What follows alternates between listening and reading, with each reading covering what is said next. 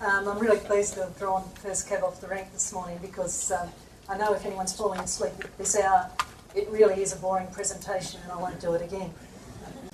My study focuses on the Australian rangeland goat. This is a feral goat in both its wild form and in its semi-domesticated state in the arid zones, southern pastoral zones of Australia.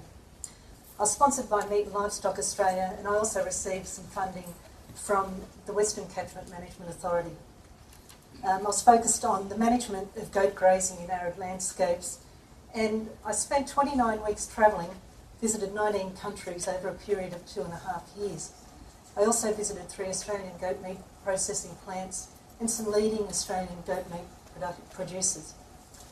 While I was focused on the management of goat grazing in arid areas, as I learned more, I realised that a strong market price and a strong market for goat meat would do more to improve goat grazing management than any other thing. It's been my experience, and I might be wrong, but it's been my experience that people associated with goats tend to be a little bit eccentric. Those of you that know me well in this room can attest that I am not one of them. During my quest to find out everything I could about goat grazing management, I've had to consume more herbal tea, lentil soup, goat's yogurt, goat's milk, mare's milk, camel's yogurt, camel's steak, than any self-respecting commercial farmer should be subjected to. I want to tell you, Australian rangeland goat producers are different, very different. We've been described as an assemblage of hunter-gatherers with more in common with fishermen than with goat farmers, both overseas and goat farmers in the higher rainfall zones of Australia. It might surprise you to know that goat meat's the most eaten meat in the world, and Australia's the largest exporter. But we supply less than 0.4% of the goat meat consumed, and that's because goats are essentially a subsistence animal. They're kept for milk and meat by some of the poorer people in the world, which led me to go to some interesting places. Over 90% of Australia's goats are in the rangelands, and goat meat's an important part of the Muslim and Hindu faiths. It has no religious taboos at all. The feral goat populations are always interesting. The estimates are interesting. The latest one says we have 3.3 million feral goats in Australia, and that number is increasing, despite the fact that we harvest well over 1 million feral goats every year. Western New South Wales has the highest density of goats, approximately 70% of the national population. But there's no distinction made between feral goats and goats that are kept behind wire in extensive pastoral zones. And so there's been a lot of total grazing pressure type fencing erected in Western New South Wales for farming of Dorper and Damara sheep and also rangeland goats. So of that 70%, there's no doubt that a good proportion are sort of loosely farmed goats. The Australian goat meat market is small. It really got going in the mid-1990s with the entry of the US into the market. Currently the US imports 60% of Australian goat meat. And that's for the Hispanic consumers, and it's exported as a commodity product, generally a six-way frozen carcass. 2011 we exported 25,000 tonnes, and it was worth about $125 million to Australia. Now I know in Australian agricultural export game that's a really small market, but I think the growth there speaks for itself. The only real glitch we've had since the mid-1990s when the US started exporting was the global financial crisis. So my association with the rangeland goat industry began about 12 years ago, so I'm a relative new chum. We bought a station about 250 kilometres west of Berg, and yes, when you're driving out there, it does feel like you're about to fall off the end of the earth. We built over 200 kilometres of goat-proof fencing and basically mobbed goats up and used very loosely the principles of holistic management by moving them through the country, trying to provide as much rest as we could. However, it's really difficult to manage rangeland goats behind wire. A female goat will go in the kid at about 15 kilos, that's about 5 to 6 months of age. and she'll keep breeding and stay at a low weight for a long time, producing animals that are basically outside market specifications. Now, generally market specifications are a 25 kilo live weight animal, so it can take a long time to get a female goat to that weight. And I've found the wonderful thing and the terrible thing about goats is that they have the most remarkable reluctance to die. They will eat anything and everything to stay alive. And so the most difficult part about running them in a farm situation is keeping on top of their numbers. You know, we say you turn around 3 times and you've got double the amount of goats. Damn. But there is another alternative. If you can provide adequate nutrition, we can grow them out as quickly as their feral genes will allow. And in woody weed encroached grassland, we can increase the density of ground cover of perennial grasses and reduce woody weeds, but it requires really diligent management. And so the focus of my study was trying to find a simple solution for goat grazing management in arid areas. It's often put to us that we should look at perhaps cell grazing, but the infrastructure that's required to do that in an extensive area like mine is often more expensive than the land itself, which may be okay, but I wanted to find out. I also wanted to identify opportunities for the Australian goat meat market, because I come to realise that good market would do a lot to improve how goats were managed. So like every good pastoralist, I went to Texas. I went and stayed with Dr. Butch Taylor at the AgriLife Research Station. And Dr. Taylor is a leading expert in rangeland management using what he calls prescribed goat grazing and burning. And this photo sort of speaks for itself. On the right, that country behind the game-proof fence runs a couple of white-tailed deer. Virtually produces nothing. It's very thickly encroached with woody weed juniper, and water infiltration is extremely poor, and ground cover is virtually zilch. On the left, he's used fire and goat grazing to produce productive pastures. And he made a point to me that as rangeland managers, there's so much we have to know. It's a really dynamic thing to manage. And then you throw in there running an animal that you virtually have no market for under a certain weight, becomes even increasingly so.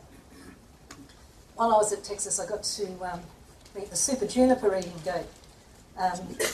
Professor John Walker at Texas A&M has used fecal analysis to selectively breed goats that consume a high proportion of this woody weed juniper. And he's selected for both high and low end consumers, and he has achieved, he's basically achieved genetic manipulation of an animal to consume a particular plant purely through selective breeding.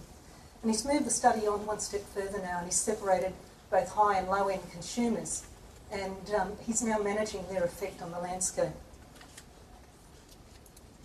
Mongolia has 1.5 million kilometres squared of unfenced and unowned country.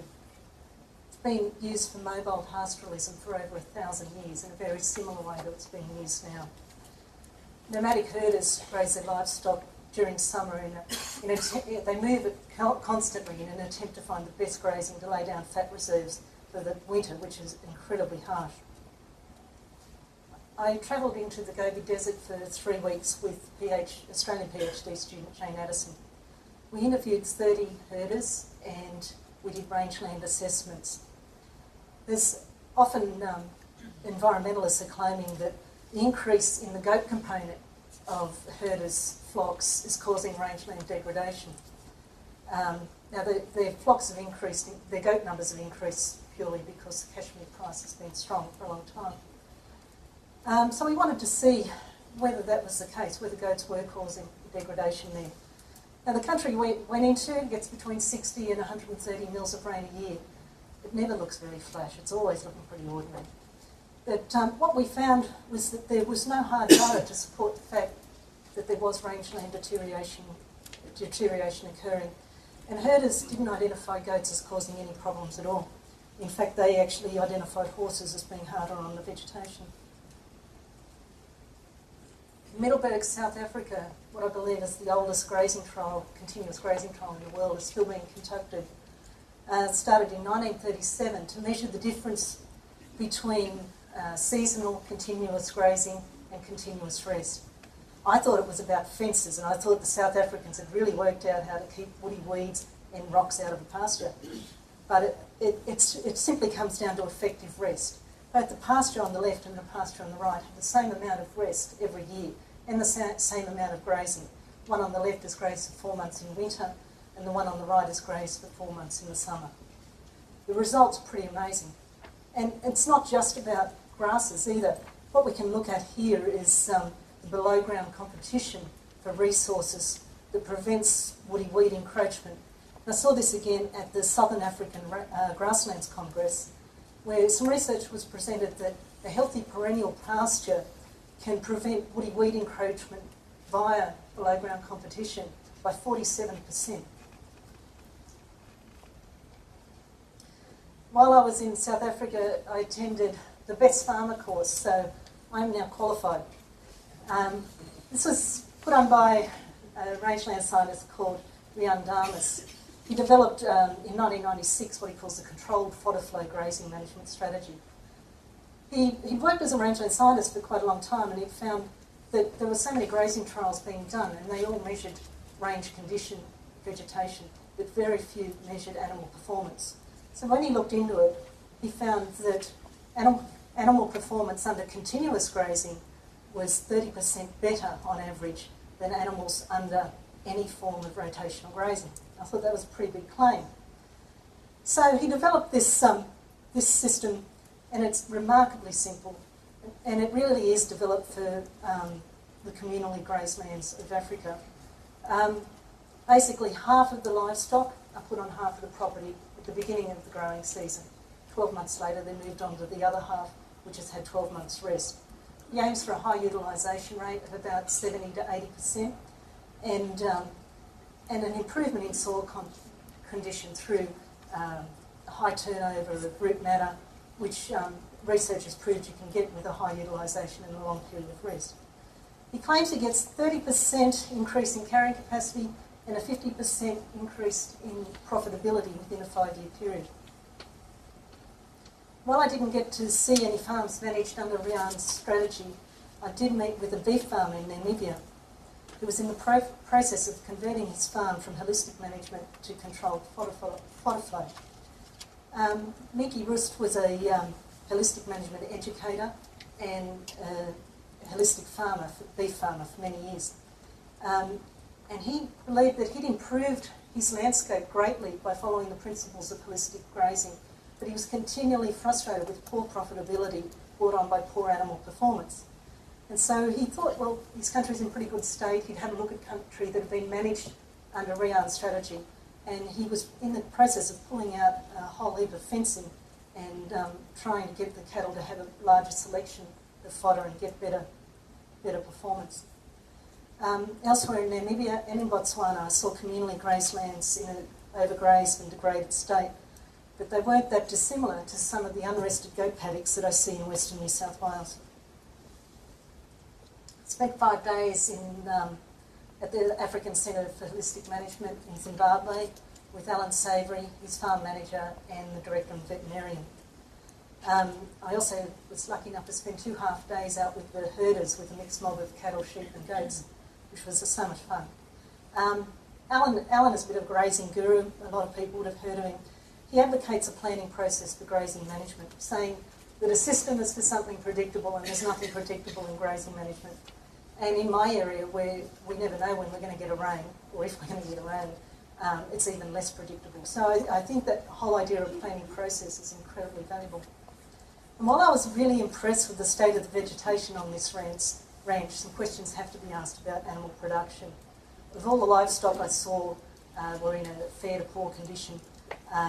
Reproduction rate seems to be quite low, and the veterinarian told me that they had about 700 goats, but they'd had quite high mortality rate, mainly due to internal parasites.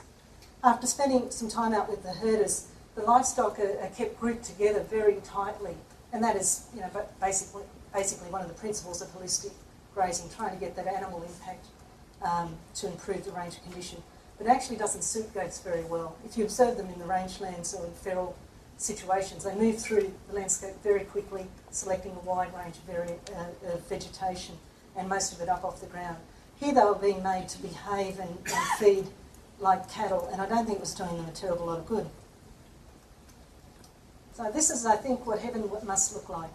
I was so lucky to go to Kenya, and I was hosted by 1965 Kenyan Nuffield scholar, Mr. David Stanley, who's here with us today, so I better get it right. I originally was just going to Kenya at the end of my Nuffield study as a bit of a tourist thing to ride across through the migrating wildebeest on a horse, on a safari.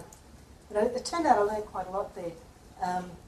And David says we must start with the known and work into the unknown, and that's sort of how a Nuffield scholarship works.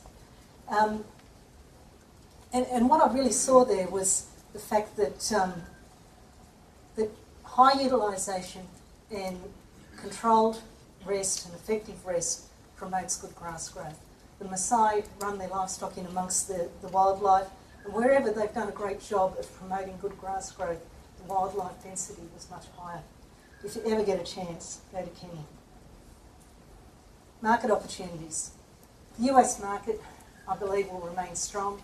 The Hispanic population continues to grow in both numbers and affluence. EU and non-EU, there's a really strong demand there for goat meat and an increasing Muslim population. However, goat meat is exported or imported into the EU under the sheep meat quota. We only have a small proportion of that. But countries that are outside the EU, in particular Switzerland, represent some really good potential for a quality Australian goat meat. Southeast Asia, huge population of goat meat eaters, very close to us. Already we export about 10 million live goats into Malaysia via Malaysian Airlines, so think of that next time you go there, they're down there with your bags. And so Australian goat meat already has a reputation within Southeast Asia. And of course the big ticket items, China and India, the world's largest goat meat producers and consumers. If those markets were to open up for us through trade agreements, we could basically only supply a couple of cities. This was a Sri Lankan butcher in Kuala Lumpur. He was very, very proud to be selling Australian goat meat, and his main customers were Chinese, Indian and African customers living in Malaysia. And what was interesting here was he kept telling me the goat meat is fresh, the goat meat is fresh, but I'm pretty sure it was frozen meat that had been thawed out. So there's so many opportunities, I'll just name a few. For goat meat, we could in the future do a branded product. We could use the wild, clean, green-free image. MLA have recently conducted a nutritional analysis that confirms what's been done overseas. Goat meat is the healthiest meat you can eat. It's high in iron, high in omega-3, low in fat and low in cholesterol. So we haven't even touched that market yet. Bit off the wall, but sale of Rangeland genetics. Everywhere I went, Australian goats were really the best I saw. And I know they don't compare with the boar goat carcass hanging up, but the majority of goat meat consumers don't actually want a boar goat carcass that has too much fat on it for them. There's the opportunity of designer livestock for organic weed control. It's been done in, particularly in California, where people get paid to run their goats. I really like the idea of that. And there's the domestic market, where we have an increasing number of people from goat meat eating cultures in Australia. Australian goat is good. There it is on the right, hanging up there. In the middle we have Indian goat, and on the left Bahraini goat. Most of these countries, when they slaughter a goat, they leave the tail on to prove that it's goat meat, not sheep meat, because goat is a preferential meat. We have some obstacles to market expansion. Consistency of supply. We're a harvesting industry. It's really hard to get that solid consistency there.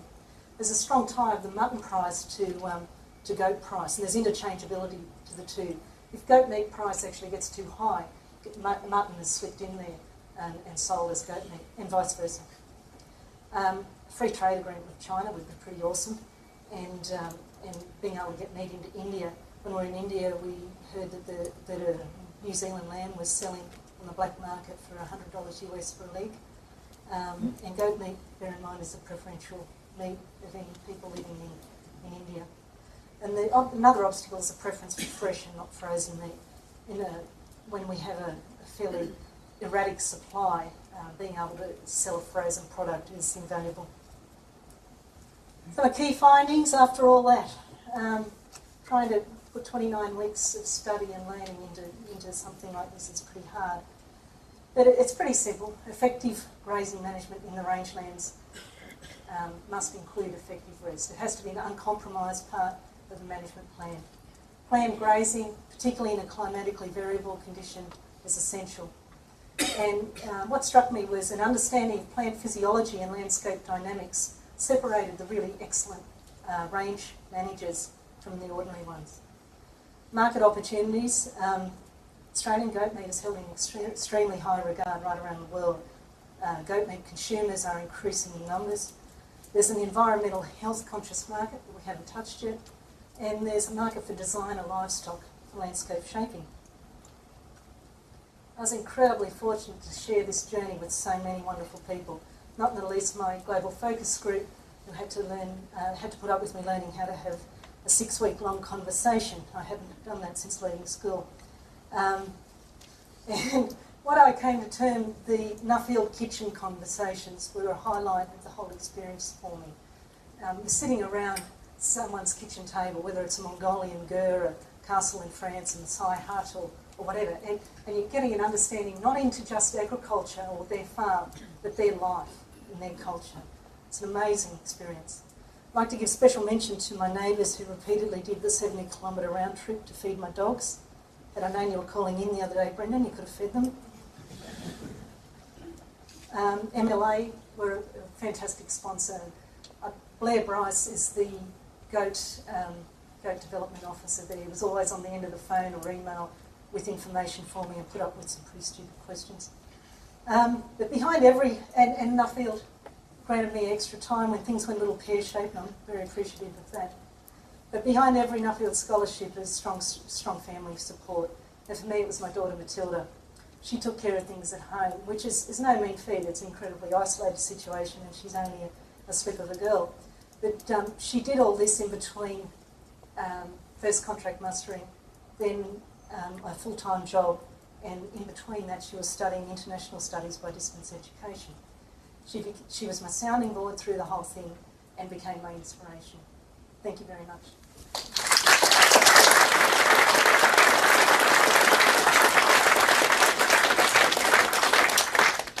Thanks, Christine. That was absolutely wonderful presentation. We've got 10 minutes now for questions, and I'm going to take the prerogative to ask the first one. One of the things that's discussed quite a lot at the moment with the debate around live trade export is the difficulties with moving frozen product into some of these countries. You've identified that as something that would help the goat industry in getting it. So I'm just wondering what the real situation is over there that you saw in terms of infrastructure and capacity to handle frozen meat products into some of those less developed countries. I think there is limited ability of those countries to deal with frozen product. However, seeing frozen product being sold as fresh brought home a few realities. But there is a strong preference also for fresh meat. We can't really provide that in the goat industry with the inconsistency of supply. So we have to look at fresh, at frozen. The realities are, I guess, that one of us is going to have to give down the line, I imagine. With the questions too, if you could please stand, because we're filming all of this, it's all going to go on the web, and we've also got microphones out, so sorry Stan, we've got a microphone up the back first and then we'll come to you next. Christine, Matt Hill from WA. Can you expand on the barriers to accessing the Indian market? I've sort of got the impression that there's quite I don't know if there's a black market, why can't we just ship goats in or other meat, sheep meat in as well? Yeah, it's a pretty interesting one. Last time I looked at it, I think there's a 37% tariff of meat going into India, which is pretty prohibitive. Yeah, look, India is such an interesting place, and there's a huge middle class that are wanting meat products, but culturally it's hard to get that through Parliament. While we were there, I remember hearing that there was some political move to try and make it easier to get meat into India, purely from a human welfare point of view, because they need it. But the tariff is what really inhibits us. So when it goes in on the black market, one way or another, and I don't know how, I'd like to, I don't know how, but it's dodging the tariff. Stan, sure. I was a Zimbabwean Nuffield scholar. I'd just like to point out, or do you agree, that the problems in Africa with vermin is you have to call the goats at night, and I think this is the reason for the tremendous internal parasite problem. They did a trial at Matopa Research Station near Bulawayo, where they had sort of 40% mortality because of internal parasites with the lambs. Yeah. Oh, okay. It's interesting. Goats are really susceptible to internal and they have to be caught at night because of the vermin, yes. Yeah, they do. But I did notice throughout different places in Africa, the areas where those kraals were moved more regularly, all the livestock in the land was in good health, comparatively good health, which tells us quite a bit. Helen Thomas, South Australia. I'm a small little rangeland goat producer. Just wondering whether you looked at different harvesting techniques and also ways of fattening those smaller goats, moving them to greener areas. I didn't, but I have a bit over the years. Feedlotting goats, small underweight goats, would solve so many range management issues. Problem is that they're not worth a lot, and they don't actually like being feedlotted. I did meet a guy in the US who was feedlotting and only getting about 8% losses, which I think is pretty good for goats in that situation. As far as growing them out in other areas, most people don't want to do that. If you've got good country, you'd want to run it to get a maximum profit, and you're probably not going to do that with goats as compared to lambs. And as far as harvesting techniques, I think we're leading the world in what I saw. In the US, I went out with a goat producer who was putting pellets out for the goats, and I said, "Why are you feeding them? You've got plenty of feed there." And he said, "Well, how else would I get them in? This paddock's 1,000 acres." I went, "Oh, it's pretty tough." So I think our harvesting in Australia is incredibly efficient, and it's tied to market price and goat density. Once the density gets too low or the price is too low, it's uneconomical to harvest. But bear in mind that you've virtually got a nil input industry, so you can tolerate a fairly low density or a low price. Cool. Yeah, Michael Hastings from Victoria. I'm interested in two things. I get a lot of my stock contract killed through an abattoir that does a lot of goats. I notice they do a lot of skin-on product. I'm interested in two aspects: is how big is the skin-on product as far as an opportunity for niche marketing, and how many people, how many different organisations are actually up the value chain that are actually marketing product on behalf of producers? Skin-on's pretty interesting, and it's not really a niche portion of the market. It is, look, I don't know the figures, but I'd estimate it's probably at least half of the market is done skin-on. And basically they're the smaller range of animals, and it's just some really big billy goats that have the skin pulled off. And skin-on is really, really good. It's basically the goats are put through a boiler and then put through a roller, and they're done like a pig, and so they still have the skin on. So we're selling on a dress weight carcass. It's worth about 2 kilos to us, so it's a fantastic thing. So it's not really niche marketing. Most of that goes to Taiwan and the Caribbean, so look, I've seen it done as cubed skin-on meat, skin-on carcasses, and I'm not sure how many processing plants in Australia do skin-on, but quite a few. And as far as people, what did you say up the food chain, basically taking sorry, I've forgotten. Yeah. How many organisations are actually the marketing product internationally? Oh, look, I don't know. MLA are doing a really good job with what they have, I believe.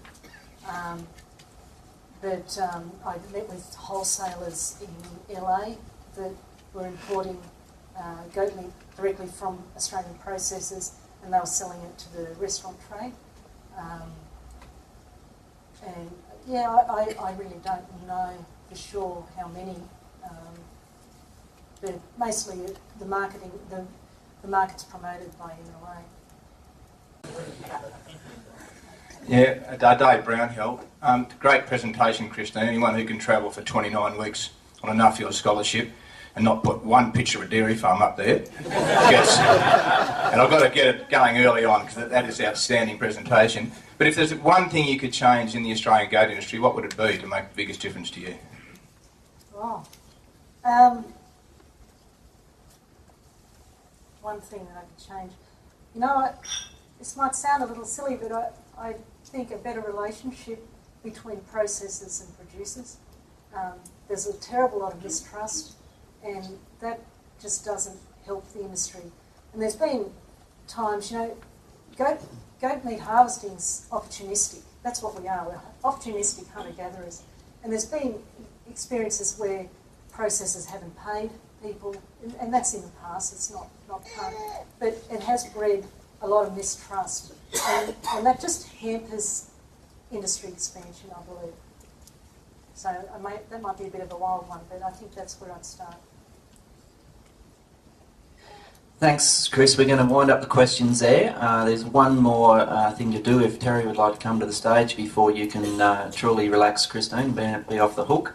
We have a presentation of the plaque.